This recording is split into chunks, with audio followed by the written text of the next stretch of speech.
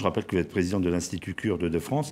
Nous avons commencé cette émission en rappelant que les Kurdes étaient la communauté la plus importante au monde à ne pas disposer d'un État. Vous nous avez expliqué pendant cette émission quelle était la situation. Revenons à votre statut. Vous êtes président donc de cet Institut kurde.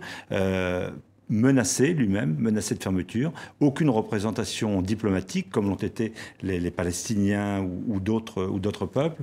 Comment est-ce que vous réagissez? Quels sont vos espoirs en matière de diplomatie ou par exemple pour cet Institut kurde de France? Le monde tel qu'il est malheureusement très injuste.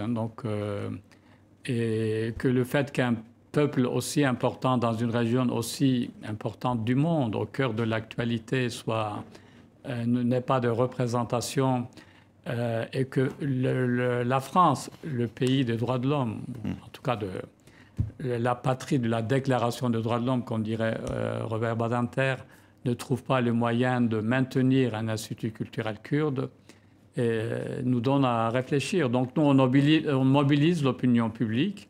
Ce qui s'est passé, c'est que les autorités ont coupé les subventions. Voilà, on dit on est dans une période d'austérité, il n'y a plus d'argent, et puis bon, beaucoup d'associations ont dû fermer. Et aucun statut diplomatique? On n'a aucun statut diplomatique, évidemment. Et puis bon, ma fonction, nous, celle des administrateurs de l'Institut, sont des fonctions bénévoles, là, donc ce ne sont pas comme...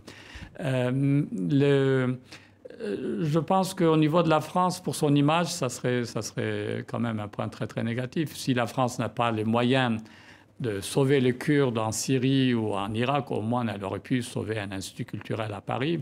D'autant que dans cette période d'austérité, elle arrive à trouver toujours 12,8 millions d'euros pour l'Institut du monde arabe. Et Dieu sait si les pays arabes sont riches et prospères pour soutenir leur institut. Et elle n'arrive pas à trouver 4% de cette somme pour l'Institut kurde.